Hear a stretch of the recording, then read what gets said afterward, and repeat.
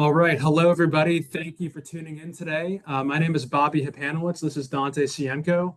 We're from Hapanowicz Financial, and we've been helping Verizon employees prepare for and transition into retirement for over 25 years. We've helped hundreds of Verizon employees across the Eastern Seaboard successfully prepare for retirement. And today we have an exciting topic to talk about with you today.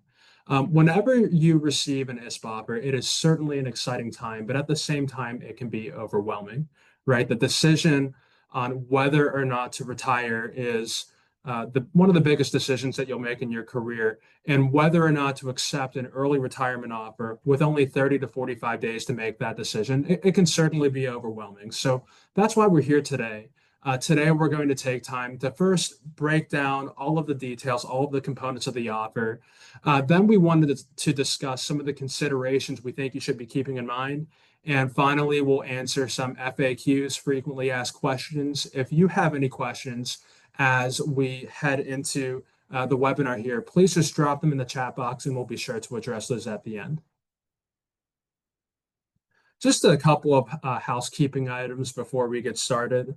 Hapanowicz and Associates is completely third party. We are not affiliated with Verizon, the CWA, the IBEW, or any other entity. We're third party. That's a good thing. That means we're able to provide objective advice to you, not just now, but throughout retirement as well. So Dante, how about we get started by breaking down some of the offer highlights here today? Absolutely. So when thinking about the offer, one of the most important questions is, when? That offer window is opening on October 27th and will remain open until November 25th. Again, relatively short period of time to make one of the most impactful decisions throughout your career. And you'll see here the second point, the last day of work for associates whose applications are accepted will be December 13th. Next, let's look at the different payout components of the ISP offer, starting with the voluntary termination bonus. As you can see here, that is $50,000 in a lump sum. The second component being the payment allowance. This payment allowance is $2,200 for each year of credited service up to and including your 40 years of service. So that you can see the maximum benefit here, if you did have that 40 years of service, would be $88,000. And the third piece of the pie being the expense allowance. This is $750 per year of service, up to 5 years of service, which would total $3,750. And another important point to mention regarding all of these components is that they are subject to all applicable taxes. Awesome. So the next part here is pertaining to the pension lump sum calculation. You'll see on the top half of the slide here that there are two interest rates that will be used for two separate calculations, and you will receive the higher of the calculation for the lump sum, either the Q4 of 2025 interest rate, which would be the earliest commencement date for your pension if you do get accepted for the offer, or interest rates as your actual commencement date approaches. So again, you'll receive the higher of the lump sum calculation based off of those two calculations. Another really important piece to keep in mind here is regarding the age-based pension reductions. You can see this portion on the bottom of the screen. Typically a discount of 0.5% per month that you are under age 55 is deducted from your pension calculation. So as an example, if you have 29 years of service and you're 50 years and 0 months old, you're 60 months shy of your 55th birthday. So if you take the 60 months times 0.5%, that equates to a 30% discount. Again, having that 29 years of service. So as you can see here, that's a pretty big deduction if you're, shy of that 55th birthday. Right, exactly. And so the removal of that reduction, if you accept the offer, could be, a sweetener along with the other components. And with that said, let's transition away from talking about some of the monetary components and transition on to talking about healthcare and other benefits related to this offer. So first, let's talk about medical and dental benefits. With both your medical and dental, you will remain on your active coverage. Your eligible dependents, be that your spouse, your children, etc., can remain on your active coverage for 6 months. During that time, your healthcare premiums, your dental premiums are free of charge to you. You don't have to pay or contribute towards those monthly premiums. Related to vision care with the offer, you have the ability to gain coverage through COBRA for up to 18 months. The cost of the COBRA plan isn't too expensive. After that 18-month period is up, you will transition onto the Davis Vision discount plan like other retirees will. You have the ability to continue making after-tax contributions to a healthcare savings account through the remainder of the year. Even though your last day of work with this offer will be December 13th, you can make a healthcare spending account after-tax contributions through the end of the year. Related to life insurance with this offer will work very similarly to if you were to retire under normal circumstances without an ISP offer.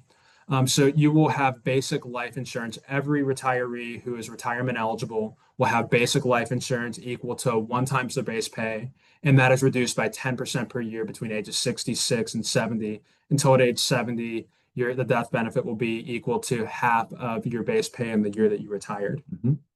You have the ability to purchase supplemental insurance as well of up to 5x your base pay. And whether or not you should do that is really a financial planning decision that should be made in the broader context of your retirement plan. Related to tuition assistance, if Verizon was providing tuition assistance, pre-approved tuition assistance for courses that you were enrolled in, as long as those courses started before your last day of work, Verizon will continue to honor those payments that they so that they would help you with. Regarding vacation hours, any unused vacation days will be paid out to you in cash several weeks after your last day of work, very similar to if you were to retire under normal circumstances without an early retirement offer. Okay, so Dante mentioned the payment allowance a few slides ago. We'd like to take some time to review the payment allowance in more detail because there's a couple of different options that you have that employees will have in electing that payment allowance, and there's a couple of other nuances to how that will work as well. So again, the payment allowance, just as a refresher, is $2,200 multiplied by the number of years of service you have with Verizon, up to 40 years of service. If that amount is less than $10,000, that will just be distributed to you in one lump sum. If that amount is over $10,000, as is the case for probably the vast majority of people on this webinar, you have a couple of different options for receiving that payment. The first is to receive 100% of that payment allowance in monthly installments for up to 4 years. The second option is to receive half upfront and half paid in monthly installments for up to 4 years. Now, we said for up to 4 years. Typically, you would receive those payments in 48 monthly payments. However, if you're less than 4 years away from your 67th birthday, you would be receiving those payments each month up to your 67th birthday. So we have a couple of examples to run through here to just show you how the different options will work based off of how old you are. So our first example here, Mr. John Smith is age 62 and has 24 years of service with Verizon. And the first option, as we mentioned, would be to receive, again, over 48 months increments of $1,100, which would total his $52,800 termination allowance. Now, that amount remains the same in option 2. Just more broken out. As again, Bobby mentioned, you do have the option to receive half of that payment allowance in a lump sum up front, and then the remaining half receive over the 48-month period. Now you can see the math on the screen here adds up to, again, $52,800, but rather than receiving that over the full 48 months, you're receiving $26,400 in a lump sum up front, in combination with the first $50,000 lump sum payment. And then over the remaining 48 months, you would then receive monthly increments of $550. Now let's take a look at an additional example here for John, where he is age 65 and has 27 years of service.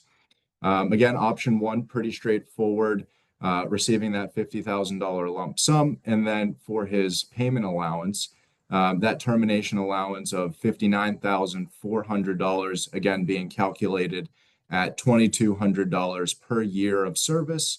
He has 27 years of service, and that would be paid out over 24 monthly increments, getting him to his 67th birthday. Each monthly installment would be $2,475. Now, option two here for John, as he's age 65, would be to receive, again, half of that payment allowance in a lump sum up front, which would be $29,700. Now, the remaining amount still being paid out over that 24-month period, getting him to his 67th birthday, would in result be $1,237 per month. Now, our third example here shows what happens if you're already age 67. At that point, if you're age 67 and receiving the termination bonus, you would receive that whole bonus as a lump sum in addition to the termination allowance. So we see here, being that he has 29 years of service, that termination allowance will be $63,000 or $63,800. And he would receive both of those components in one lump sum of $113,800.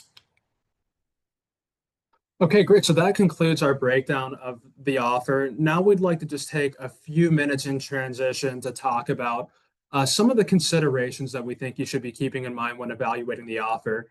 Of course, these offers, when you receive these offers, it can be an exciting time. Between all the monetary components of the offer, you could potentially be receiving up to $140,000 or so in severance benefits from Verizon. So it's an exciting time, and it's understandable to have the urge to just accept that offer because you don't know when the next one might come around, if it does at all. But we think there are some other considerations that you should be keeping in mind in order to make sure that you're making a really well-informed decision about your future.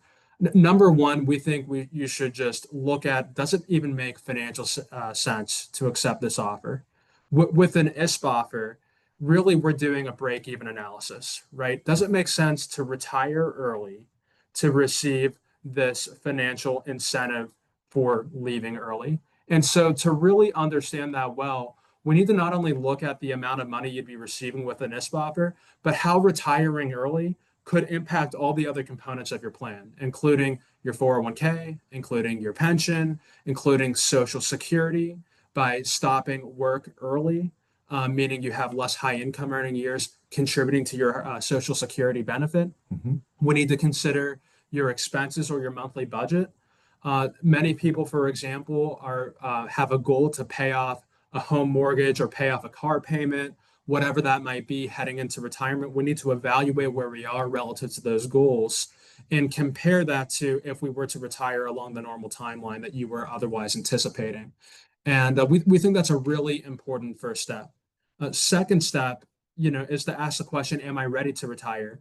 And yes, that means financial, but that also means, are you ready to take that next step in life? Are you ready for that transition? We all think about what are we retiring from, but it's important to ask the question, what am I retiring to, right? What is that next thing that you want to pursue that is going to give you the fulfillment that you're looking for in retirement? What is that thing that you're pursuing that's going to make retirement a success for you? That's different for everybody. We think you should be keeping that in mind before making this decision. Mm-hmm. Finally, more of a tactical level consideration here that's, I think, a little bit more relevant here today is to consider the cost of retiree healthcare. We all know that since COVID in particular, the cost of retiree healthcare benefits has climbed. 2026 will be no different. We know that all of the plans are going to increase in cost for retirees in particular next year. And so we need to be very aware and very conscious of the cost of retiree healthcare and how those costs can continue to inflate over time. And we need to be planning for that in your plan. Now, with that said, Verizon is providing a little bit more flexibility in how you utilize the retirement benefits. There's a new plan, the Surest plan, that is ultimately a high deductible plan. They call it a value-based plan, meaning that there are lower premiums, but the more that you consume in terms of healthcare benefits, the more you're going to pay. That's a high deductible plan. You can also take the money that Verizon contributes to your benefits, put it into an HRA account, and use it for qualifying healthcare costs in retirement as well. So there's a little bit more flexibility, but this needs to be very well thought out before making this important decision, because the cost of healthcare is going to make up a larger portion of total costs now than if we measured that 5, 6, 7 years ago before costs have inflated. So, with all that said, there are other considerations that are going to be more tailored and personal to you, and you should be thinking about what those are. We think the very best way to consider all of these things is through the financial planning process, right? The very best way, in our opinion, is to run two scenarios. The first scenario is your base plan. When did you otherwise anticipate retiring? And what does that look like? What do those cash flow projections look like over 10, 20, 30 years? Right next to that plan, you should run an alternative scenario saying, what if I take that ISP offer and how does that impact all the other components of the plan? And you should cash flow that out through the remainder of your lifetime and compare the two. And in that way, you are gathering all of the information that you need right there so that you can compare those two scenarios and make a really well-informed decision. We believe that's the approach that you should take. And if you do that, we feel confident that you will be far more assured about the decision that you're going to make. Awesome. Now let's look at some frequently asked questions that we get. As we mentioned before, we here at Hapanowicz have helped hundreds, if not thousands, of Verizon employees throughout this process. And we've gathered some of the most frequent questions that we've got. And I'm going to walk through these here today and ask you a few questions here, Bobby. Absolutely.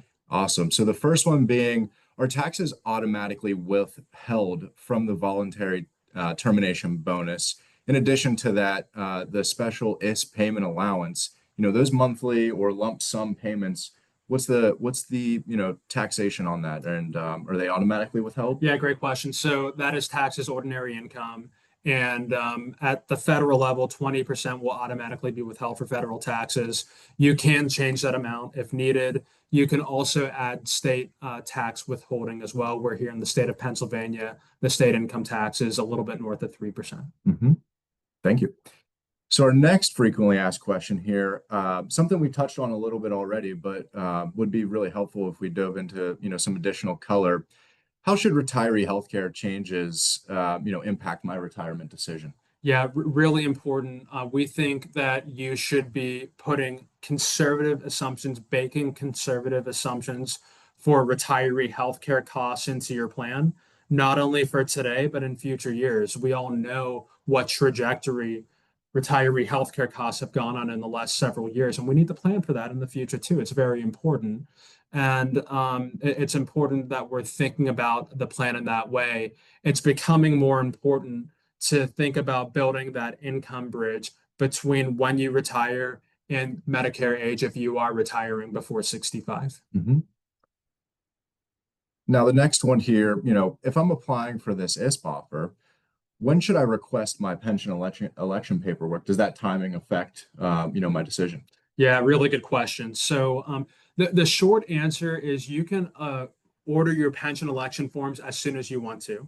And there's nothing wrong with ordering the forms, as soon as you submit your ISP documents. Worst comes to worst, if you're not accepted for the offer, you simply don't have to return the pension election forms. And if you do return the pension election forms and decide not to retire prior to the offer window closing, you can simply call the benefit center to void those documents. There's no harm in ordering the pension documents sooner.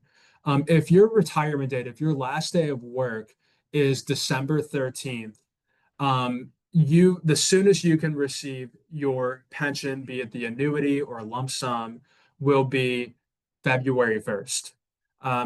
Each 10th of the month is a deadline in terms of receiving your pension for the first of the following month. You need to be retired by the 10th of the month, and the benefit center needs to receive your pension election and authorization forms by the 10th of the month. So if you're retiring on December 13th, the next deadline that you have to keep in mind is January 10th. We help folks through that process. Plenty of time between your last day of work and that next 10th of the month deadline. But that's a great question to be keeping in mind. Yeah, thanks, Bobby. Before we jump into this next one, just wanted to take a quick pause here and let you guys know, out there on the webinar here this evening, if you do have any additional questions, please feel free to type them into the chat. We do see one in here that we'll get to in just a moment, but if there are any other questions out there, please feel free to again drop them in the chat.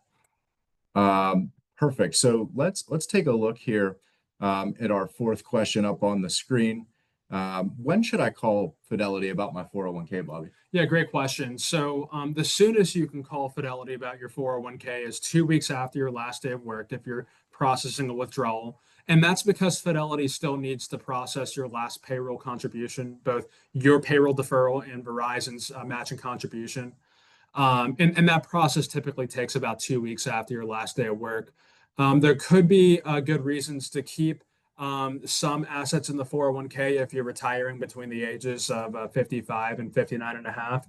There's some specialized tax planning concepts to make sure that you're accessing your wealth penalty free in those age ranges, and that's something that we can help with.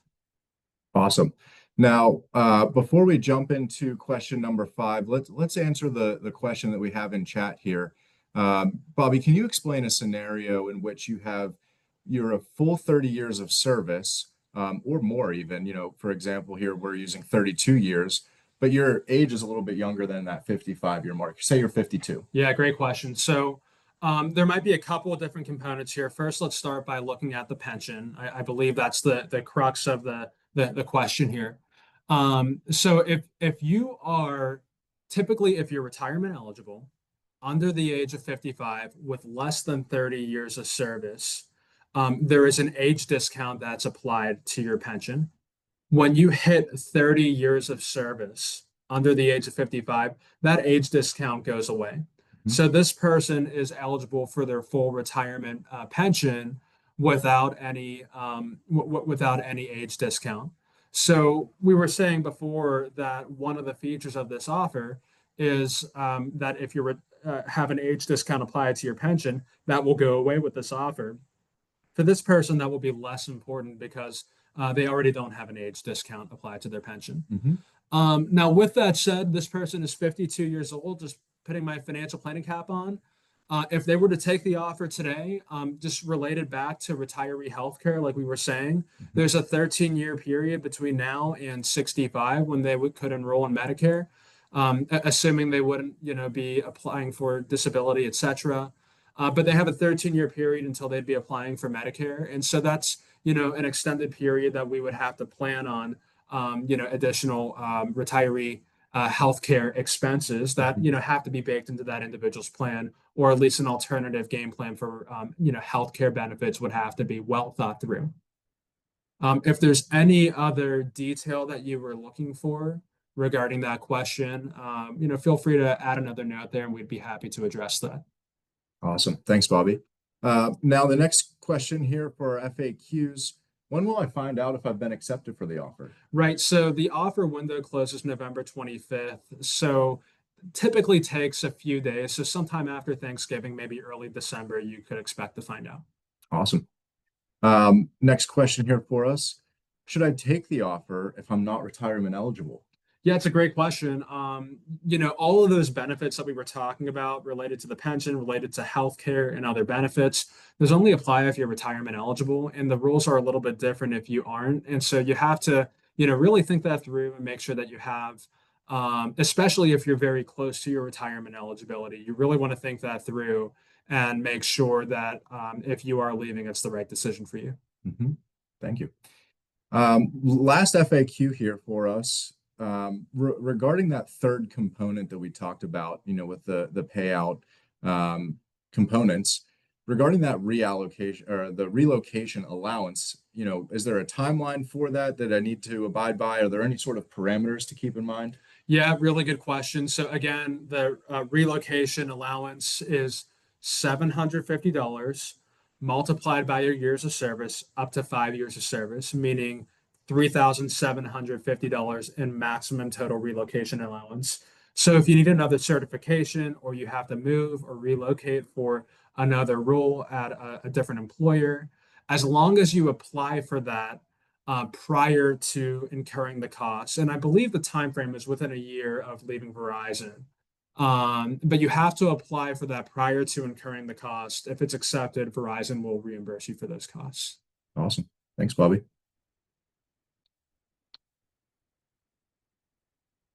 So it looks like those were all of the questions submitted today as well, unless somebody submits something else last second here, but we wanted to thank you for your time this evening. Again, if you have any questions regarding the offer, whether this is the right offer for you, or any other questions regarding your broader retirement planning, we're here to help. Our entire team is here to help. Please feel free to call that number if there's anything we can do. Thanks so much for tuning in. Thank you all. Take care.